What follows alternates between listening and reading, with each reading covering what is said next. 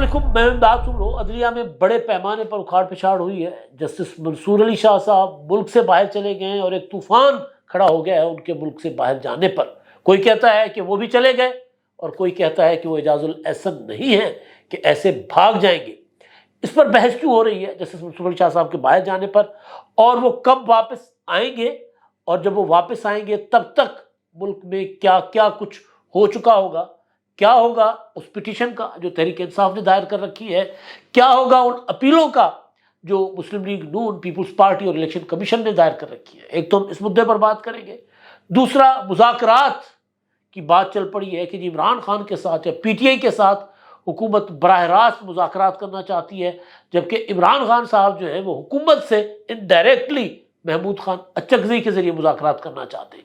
حکومت جو کل تک مذاکرات کی بات کرتی تھی، یعنی کل تک سے مراد کہ فیض حمید کی گرفتاری سے پہلے تک جو مذاکرات کی بات کرتی تھی، جو کہتی تھی آئے سب بیٹھیں مل کر چلتے ہیں، اب وہ کیوں مذاکرات سے انکار کر رہی ہے؟ اور جو کچھ ہو رہا ہے اس سے حکومت کو فائدہ ہوگا یا عمران خان صاحب کو، اور عمران خان صاحب کو نقصان ہوگا تو کتنا؟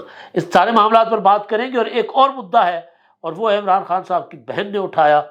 عمران خان صاحب کے ساتھ بدتمیزیاں ہو رہی ہیں جیل کے اندر. بدتمیزیاں کون کر رہا ہے، کیوں کر رہا ہے، اس سارے معاملے پر بات کریں گے. ہوا یہ ہے جناب کہ جسٹس منصور علی شاہ صاحب جو ہے وہ چلے گئے ملک سے باہر، اور خبر کے مطابق انہوں نے واپس آنا ہے 12 ستمبر کو. اور عدالتوں کی جو چھٹیاں ہیں سپریم کورٹ آف پاکستان میں یا ہائر جوڈیشری میں، وہ ختم ہو رہی ہیں 6 ستمبر کو. اور جسٹس منصور علی شاہ صاحب نے اور جسٹس منیب اختر صاحب نے اپیلیں یا بڑے مقدمات جو تھے، جو نئے آنے تھے، وہ بعد میں سننے کا فیصلہ کیا تھا چھٹیوں کے بعد. تو خیر اس پر ہم آتے، منصور علی شاہ صاحب واپس آئیں گے یا نہیں آئیں گے، یہ جو بحث ہے اس پر آگے چل کر بات کرتے ہیں. لیکن پہلے جو عدالت کے اندر اکھاڑ پچھاڑ ہوئی ہے وہ بڑی اس میں اس کو لے کر بڑا شور و غوغا ہے، بڑا طوفان ہے. عدلیہ پنجاب کی 48 ڈسٹرکٹ اینڈ سیشن ججز کے تقرر و تبادلے ہوئے، جن میں 9 مئی کے مقدمات کی سماعت کرنے والے راول پنڈی، لاہور اور سرگودا اور گجرانوالہ کے ججز بھی شامل ہیں. اور اس میں سرگودا کے وہ جج جنہوں نے چٹھی لکھی تھی چیف جسٹس، جو گزشتہ چیف جسٹس تھے، سابقہ چیف جسٹس شہزاد ملک ہبا صاحب، ان کو انہوں نے خط لکھا تھا. اور انہوں نے کہا تھا کہ جی یہ تو آئی ایس آئی والے پریشرائز کر رہے ہیں، میرے گھر کا ٹرانسفارمر اڑا دیا، بجلی کاٹ دی، راستہ بند کر دیا، یہ کر دیا، وہ کر دیا. اور گھیبا صاحب نے کم چکتا. اور بعد میں پتہ چلا کہ جی گھیبا صاحب اتنے اچھل کر کیوں آگے بڑھ رہے ہیں، تو وجہ پتہ چلی کہ جناب ان کی بیٹی نے ایکسیڈنٹ میں 2 نوجوان مارے ہوئے تھے.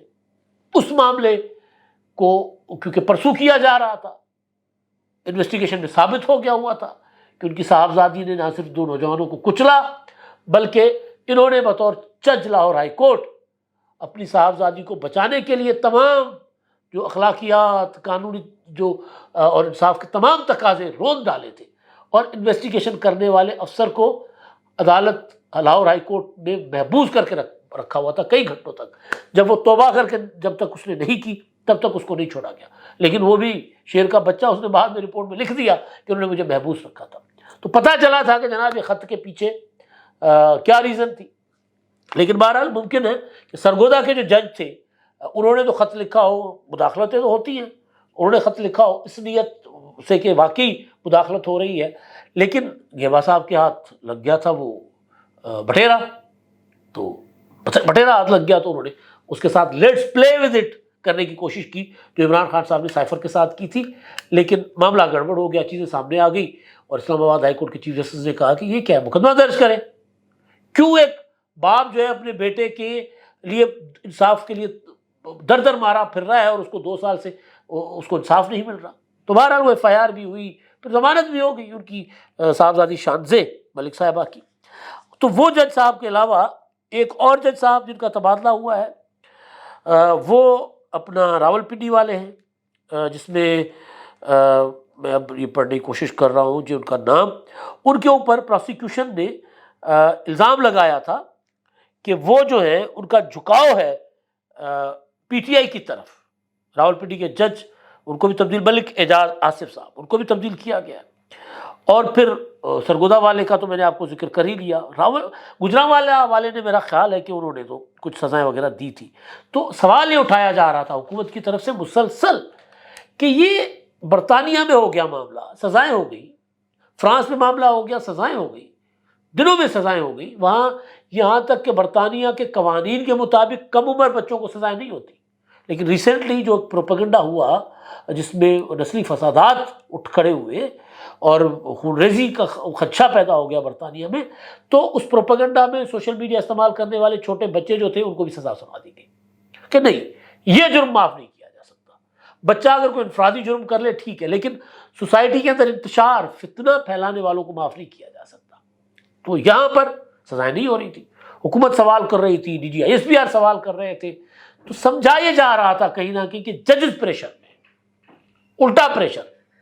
وہ جو 6 جج جنہوں نے خط لکھا، جن کے بارے میں جیسے ترمین اللہ صاحب نے امریکہ میں جا کر کہا تھا کہ جی ان میں سے 5 جج تو میرے منتخب کرتا تھے، یعنی 5 ججوں کو میں نے اسلام آباد ہائی کورٹ میں بطور جج میری چوائس تھی، میں ان کو لایا تھا.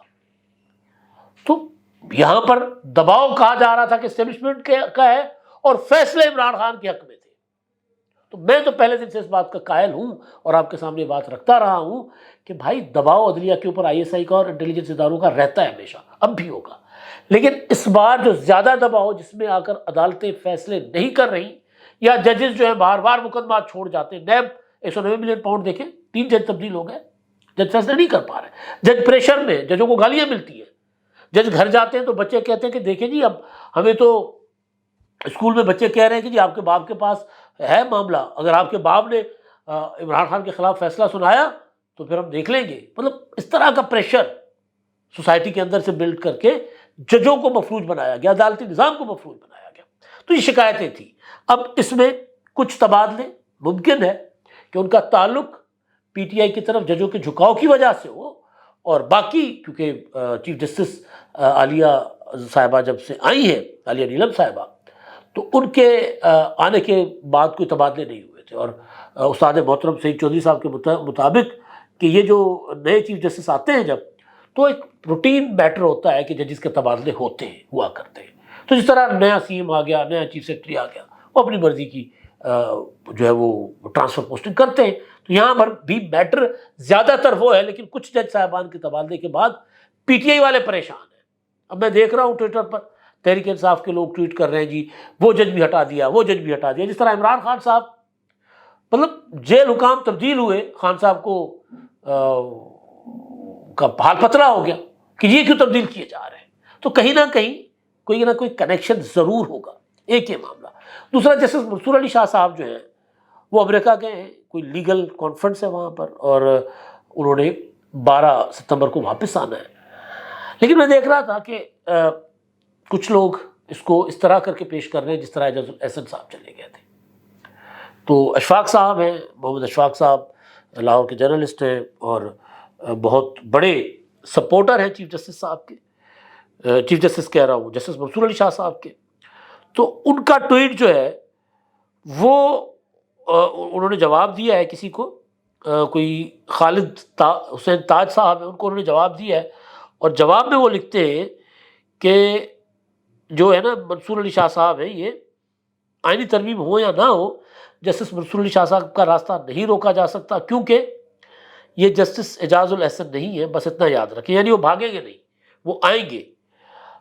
طیب بلوچ صاحب ہیں جو چیف جسٹس قاضی فائصہ صاحب کے سپورٹر ہیں، وہ یہ لکھتے ہیں کہ سائیں منصور علی شاہ صاحب مخصوص نشستوں کا فیصلہ دینے کے بعد امریکی پولیٹیکل سیکرٹری سے ملاقات کرتے ہیں اور اب امریکہ روانہ ہو گئے. اس سے قبل مخصوص نشستوں کے کیس کے فیصلے کے فوری بعد جسٹس اطہر من اللہ بھی امریکی یاترا کر چکے ہیں، جس کا میں نے حوالہ دیا کہ جہاں پر انہوں نے کہا تھا کہ جج سارے میں لے کر آیا تھا. تو یہ شور و گوگا، اور یہ میں نے تو صرف آپ کو دیگ میں سے 2 چاول چن کر دکھائے ہیں، یہی بحث چل رہی ہے. اب اس میں جو نقصان ہو رہا ہے جسٹس منصور علی شاہ صاحب کے باہر جانے سے، وہ یہ ہے کہ 2 بڑے معاملات ان کے پاس پینڈنگ ہے، 2 بڑے معاملات، یعنی سپریم کورٹ میں، کیونکہ وہ سپریم کورٹ کے سینئر موسٹ جج ہیں، پیونی جج ہیں اور سینئر پیونی جج ہیں. ان کے بعد چیف جسٹس کے بعد انہوں نے چیف جسٹس بھی بننا ہے اپنا جسٹس قاضی فائصہ صاحب کے بعد 24 اکتوبر کو. اور وہ پریکٹس اینڈ پروسیجر کمیٹی کے رکن ہیں. ایک وہ ہیں، ایک اپنا منیب اختر صاحب ہیں، چیف جسٹس اس کے سربراہ ہیں. تو جو اپیلیں تھیں مخصوص نشستوں کی، وہ اپیلیں تو انہوں نے کہا ہم چھٹیوں کے بعد سنیں گے. اب چھٹیاں ختم ہو رہی ہیں 6 کو، یہ باہر چلے گئے، 12 کو واپس آئیں گے. یعنی یہ 12 کے بعد جا کر کہیں وہ اپیلیں، چاہے پیپلز پارٹی کی ہو، چاہے مسلم لیگ نون کی ہو، چاہے الیکشن کمیشن کی، وہ سنی جائیں گی مخصوص نشستوں کے فیصلے کے خلاف. دوسرا، پی ٹی آئی نے وہ جو پارلیمنٹ نے مخصوص نشستوں کا جو 8 ججوں کا فیصلہ تھا اس کو غیر مؤثر بنانے کی جو قانون سازی کی تھی، اس کے خلاف اپنا پٹیشن دائر کی ہوئی ہے. وہ پٹیشن بھی ظاہر بعد میں لگے گی، پھر اس کا بھی جو ہے وہ یعنی وہ یہ معاملات قاضی فیصل صاحب کی ریٹائرمنٹ کے بعد پہ چلے جائیں گے پھر کسی صورت، یہی ہوگا نا. اور دوسرا سب سے امپورٹنٹ چیز کہ تفصیلی فیصلہ، کیونکہ منصور علی شاہ صاحب تھے اس پر چیمبر ورک پر، تو سمجھایا جا رہا تھا کہ چیمبر ورک میں وہ فیصلہ لکھیں گے، تفصیلی فیصلہ مخصوص نشستوں والے معاملے کا. ماضی میں یہ ہوتا رہا ہے، عمر عطا بنجال کئی ایسے معاملات ادھورے چھوڑ کر چلے گئے، تفصیلی فیصلہ انہوں نے نہیں دیا. یہاں تک کہ جو آڈیو لیک والا معاملہ تھا آڈیو لیک کمیشن کا، اس پر بھی انہوں نے تفصیلی فیصلہ نہیں دیا.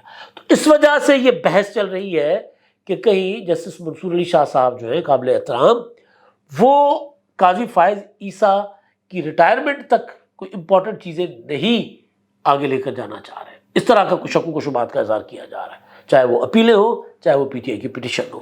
ایک تو یہ معاملہ تھا. تو منصور علی شاہ صاحب میرا نہیں خیال کوئی ایسا کریں گے، وہ آ جائیں گے واپس اور آ کر اپنی سیٹ پر بیٹھ جائیں گے. اچھا جی، ایک خبر تھی کہ انصار عباسی صاحب کی خبر تھی کہ حکومت چاہتی ہے کہ پی ٹی آئی سے براہ راست مذاکرات ہوں. P T I Mahmood Khan Achakzai کے ذریعے حکومت کے ساتھ بالواسطہ مذاکرات کرنا چاہ رہی ہے. اس پر آج مسلم لیگ نون کا ایک اجلاس تھا میاں نواز شریف صاحب کی صدارت میں. نواز شریف صاحب نے بھی کوئی کچھ دنوں میں لندن چلے جانا ہے اپنے علاج معالجے کے لیے، پھر واپس آنے. لیکن بہرحال جو معاملہ تھا وہ یہ کہ پھر سوال ہوئے خواجہ آصف صاحب، انہوں نے کہا کہ جی میں تو اس حق میں نہیں ہوں کہ پی ٹی آئی کے ساتھ کسی قسم کے مذاکرات ہونے چاہیے. احسن اقبال صاحب نے کہا کہ جی پی ٹی آئی کے ساتھ تب تک مذاکرات نہیں ہوں گے جب تک عمران خان 9 مئی پر معافی نہیں مانگتے. اب معافی مانگنے کا وقت آ رہا ہے. میں مطلب اب یہ بات آپ دیکھ لیجئے گا کہ عمران خان صاحب معافیاں کئی بار مانگ چکے ہیں ویسے، مشروط معافیاں، لیکن اب اس طرف آئیں گے. یہ جو تبادلے ہو رہے ہیں جیل کے اندر، جو سہولت کار کے تبادلے، عدلیہ کے اندر تبادلے، صورتحال جو ہے عمران خان کے اگینسٹ جا رہی ہے. فیض حمید والا معاملہ میں نے آپ کو بتا دیا کہ کہا جا رہا ہے کہ جی نیکسٹ ویک فیصلہ آ جائے گا اور اس کے بعد عمران خان صاحب کا ٹرائل ہوگا ملٹری کورٹ میں، کورٹ مارشل ہوگا ان کا. تو جب معاملات اس طرف جائیں گے تو پھر خان صاحب کے پاس معافی کے علاوہ کوئی راستہ نہیں ہے. ان کی چوائس ہے کہ وہ معافی مانگتے ہیں، معافی مانگنے میں ایکسپرٹ ہے وہ. یہ تو ملٹری ٹرائل ہوگا نا، وہ تو کئی بار الیکشن کمیشن سے معافی مانگ چکے ہوئے. تو ایک تو یہ معاملہ کہ وہ حکومت عمران خان صاحب کو منہ نہیں لگانا چاہ رہی، مذاکرات نہیں کرنا چاہ رہی. وجہ یہ ہے کہ بٹیرا ہاتھ آ گیا نا بھائی، فیض حمید ہاتھ آ گیا، ورنہ حکومت تو ترلے کرتی پھرتی تھی کہ جی آئیں بیٹھے مذاکرات کریں. ایک اور چیز ہو رہی ہے، وہ یہ ہے کہ ابھی میں دیکھ رہا تھا نعیم حیدر پنجوتا صاحب کا ایک ٹویٹ تھا آج کا کہ جی عمران خان کے اوپر سختیاں بڑھا دی گئی ہیں. علیمہ خانم صاحبہ کا کل کا ٹویٹ ہے، وہ کہہ رہی ہے کہ جی ہماری فیملی جب القادر جیل ٹرائل اڈیالہ گئی کل یعنی دس مارننگ، تو اور 2:10 سے ہم پر وہاں نکلے اور ہم نے دیکھا کہ وہاں پر مطلب غیر معمولی طور پر ایڈمنسٹریشن جو تھی وہ متحرک تھی، غیر معمولی سختیاں تھیں، غیر معمولی پولیس نفری تھی وہاں پر کورٹ روم کے اندر. اور پھر جو ڈی ایس پی طاہر شاہ ہیں انہوں نے انٹینشنلی عمران خان صاحب کے ساتھ بدتمیزی کی، اور پھر انہوں نے اجازت نہیں دی کچھ صحافیوں کو آنے سے، 3-4 صحافیوں کو. وہی عمران خان کو اب جو جیو کے لیے محبتیں جاگتی ہیں، جیو والے بہت اچھی رپورٹنگ کرتے ہیں، اس میں کوئی شک نہیں ہے، لیکن خان صاحب وہ کہتے ہیں نا ضرورت کے وقت سلام کو باپ بنا دینا، تو عمران خان صاحب ایکسپرٹ ہے اس معاملے میں. تو وہ پھر یہ کہ اڈیالہ کے باہر بہت اسٹرینج قسم کی جو غیر معمولی قسم کی موومنٹ چل رہی ہے. ہائی الرٹ ہے کہ اڈیالہ میں سادہ کپڑوں میں لوگ وہاں پھر رہے ہیں، مطلب مختلف قسم کی گاڑیاں وہاں دیکھی گئی ہیں، اور گاڑیوں کو روڈ کے اوپر روک روک کر پولیس چیکنگ کر رہی ہے. یہ سارا کچھ کیا ہو رہا ہے؟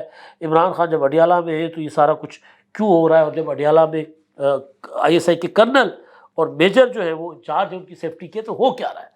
اب ایک تو ظاہر ہے عمران خان صاحب کے ساتھ سختیاں ہونی ہیں، وہ جس نیٹ ورک کے بل پر، جس قلعے کے زور پر اچھل کود کر رہے تھے وہ نہیں رہا، تو ان کے ساتھ یہ ہونا ہے، وہ ہونا شروع ہو گیا، یہ ٹھیک چیخ رہے ہیں، ہم بھی کہتے تھے کہ ہاں ہوگا، تھوڑا سا وقت آگے گزرنے دیں۔ کچھ فیلڈنگز تھی وہ ختم ہو گئی، کچھ اور معاملات تھے وہ سیدھے ہو گئے۔ جب آرمی اپنے جرنیل کا کورٹ مارشل کر رہی ہے اور اس کے اوپر پتہ نہیں کیا کیا بیت رہی ہوگی، تو ان کے خلاف کیوں نہیں کچھ ہوگا؟ تو ہوگا، یہ ہے گراؤنڈ ریئلٹی۔ ہونا چاہیے نہیں ہونا چاہیے اس پر بحث ہو سکتی ہے۔ اب تک کے لیے اتنا ہی، اللہ حافظ۔